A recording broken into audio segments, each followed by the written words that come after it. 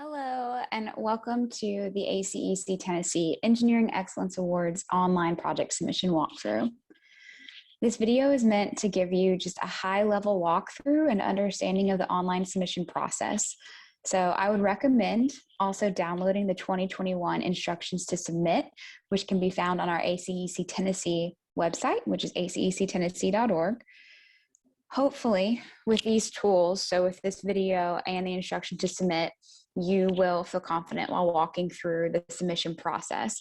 However, if you have any questions while you are submitting or your team is submitting, please don't hesitate to contact us, because we really just want this to be an easy process and enjoyable process for anyone who is submitting a project. My name is Kirsten Thompson, and I am the Assistant Director for Membership and Communication at ACEC Tennessee. My contact information is actually on the screen currently.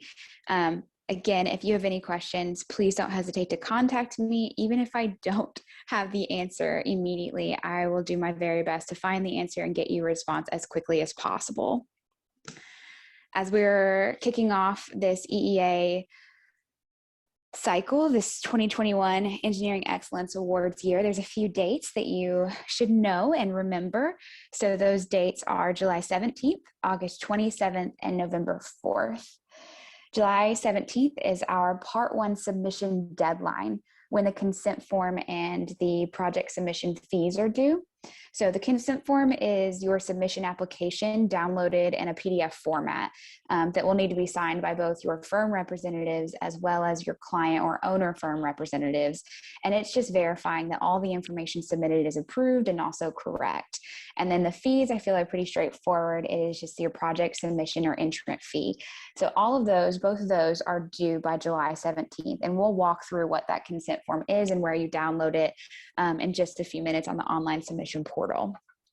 August 27th is the final project submission deadline. So this is when the online entry has to be completely submitted and finished. And at the same time, we also have to receive your USB and your photographic panel in the ACEC Tennessee office by August 27th. So more information, more detailed information about the USB and what needs to be included, as well as the photographic panel and what that entails, is in our 2021 instructions to submit. So again, I highly recommend downloading that. Lastly, our 2021 EEA Gala will be held on November 4th. This is sometimes called our engineering prom, but it will just be a great night of celebration for all the projects that have been submitted and all of the firms, just to recognize everything that you guys are doing around Tennessee or even throughout the world. So additional location details and registration details will be sent out shortly, so keep an eye out for that. So walking through the online submission process, we always begin at our ACEC Tennessee website. So that's where we're going to start. If you go to acectn.org and at the top menu, go to awards and then engineering excellence, this is the page you'll come to. Here you can kind of get a feel for what's going on with the event as a whole. Eventually, you'll be able to reserve your attendee reservation and your table reservations and all that here. But for today, this video, high-level online project submission and payment. So we're going to select this 2021 online project submission and payment. When you select it, it'll open up this page. So our hope is to keep everything as simple as possible with information in one place for you and your team who are working on your project submissions. You will find a few different links on this page, including our instructions to submit, a transparent ACEC Tennessee logo for your use within your project submission, an example PowerPoint from a past submission, because we always find that's helpful, and then the link to the online submission portal as well. And lastly, what we're going to go over right now is part of that Part 1 submission that is July 17th is your project submission fees and just basic registration, which is done on the ACEC Tennessee site. So down here at the bottom, this is really straightforward. So when you're selecting a project, just select the number of projects that you're submitting. For your first entry, As an ACEC Tennessee member, it is $425. For every entry after your first, so your second, third, fourth, so on, it's only $300. So make sure that when you're selecting, it's one for the $425, and then however many you want to select here. Once you make the appropriate selections there for the number of projects that you wish to submit, you'll click register now, and then that will take you to an information request screen. It's going to ask you for your contact information, your basic project information, and then once you select complete or pay now, it will take you to the payment screen where you have the ability to either pay by check or by credit card. So whichever your company prefers. We definitely know that some companies prefer to pay by check, some by credit card. So that is the basic payment piece. If you guys have any issues with registration or payment process on ACEC Tennessee's website, please let me know, because we can get that resolved really quickly. Next is we're going to go to the online submission portal and kind of just walk through what it looks like to to start and go through downloading the consent form and all those pieces. So if you take this link to the online submission portal, it's going to bring you to this screen. We are utilizing ACEC National's online submission portal system again this year. We really enjoy using the national submission system because it means that any projects that are eligible to be submitted to ACEC National's Engineering Excellence Awards, the 2022 cycle, will have a very easy transition from our online submission portal to the national online submission portal without having all the excessive extra work or having to do a complete new submission from beginning to end. We know that that is time consuming for your staff, and we want to make this as easy and as seamless as possible. So while you are beginning the submission process, something to note is that the email you utilize for the online submission portal is really important. There are no passwords for this process, so that email address is tied to the projects that you submit. So if you submit multiple projects, I would recommend making sure that the same email address is utilized for all of them so that they can be found in one place. And I would also make sure that whoever is working on your submission team is aware of this, and that the email address, about what email address you guys are using, so that everybody's on the same page and you don't have a mix up of where one project is or another. So that is just a note just for you and your team. It's some things that we've had in the past give issues to some submission teams. So just keep that in mind. We're going to look at a test project today that will eventually be deleted, but it's under my email address. So when you guys put in your email, you'll come to this screen for the first time and you won't have a test project here. So you'll have to come up here to the right-hand corner where it says new application and select new application. And it will take you to the screen that I'm going to show you in just a second. So I'm just going to start with editing the test project that I have. And hopefully, as you walk through this on your own with the instructions to submit or this video paralleling it, that you'll find this is a pretty straightforward and easy submission process. So the edit application, this application page, the information that you put on this application page is the information that will make up your consent form that we discussed, which is due July 17th, along with your project fees. So you will enter all the information requested and then download a PDF version for signatures from your firm and your client or owner representatives. So this is going to include your basic firm information and client or owner information in here, and then your project name, the category that your project would be under, the budget. If it is, we have two categories for budget. We have a small projects and large projects. So small projects are budgets under 2.5 million. So that's a total construction budget. And large projects are any projects over 2.5 million. The red asterisks next to the fields are going to let you know what's required. If you end up choosing, this is one very important field, is that if you end up choosing a member organization sponsor, even though it's not required, if you do, please make sure it says ACEC Tennessee. That can cause some problems on the other end. So if you're going to select something, make sure it's ACEC Tennessee.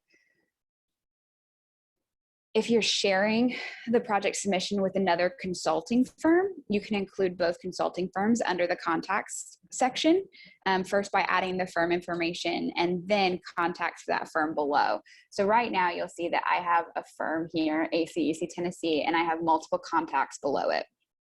We can also add a second firm by just selecting this blue button that says new firm. It'll allow you to input the firm name. You'll save the changes, and then underneath that firm, you'll be able to add new contacts, as you can see here.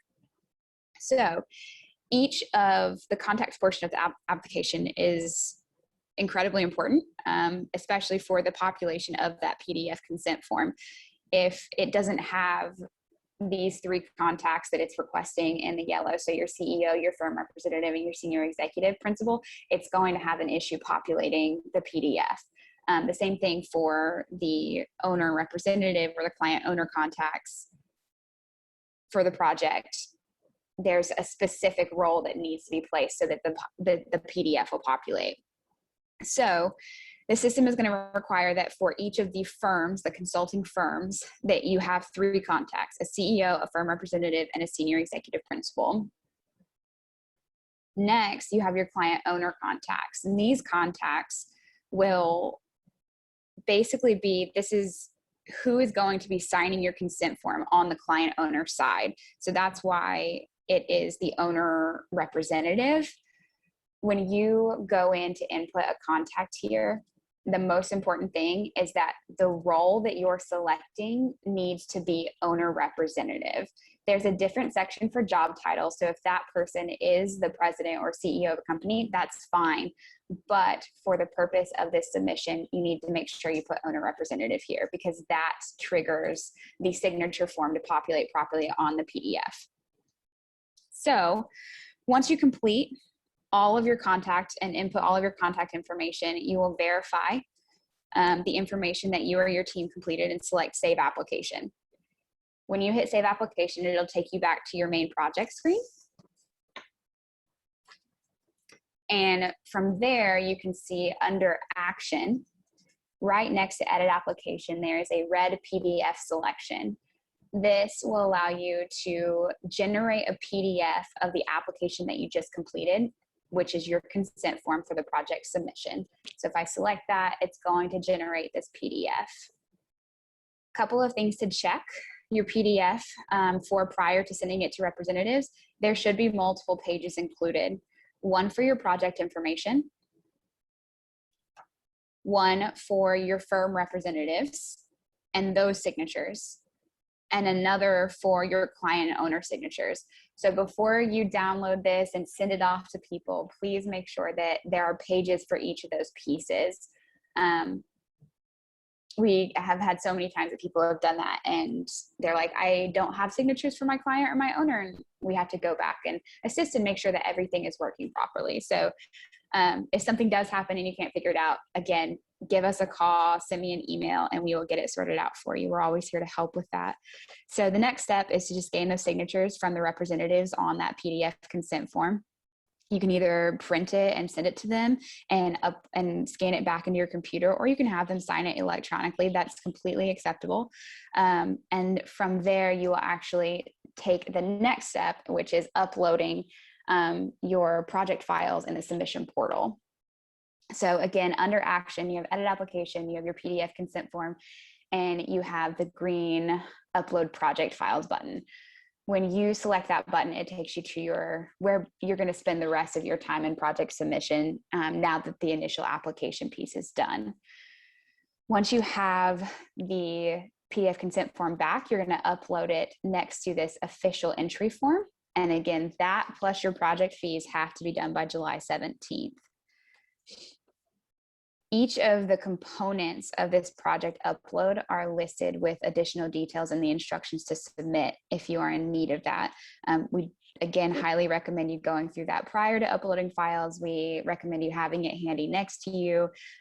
We tried to make this as straightforward as possible so you could look at this and see what you needed. So if to the left of each of the upload sections, there are expected formats or restrictions listed. So if something can only have one page, it's going to say it. If it needs to be a PDF, it's going to say it. So hopefully just having those there will be a good assistance to you or your team.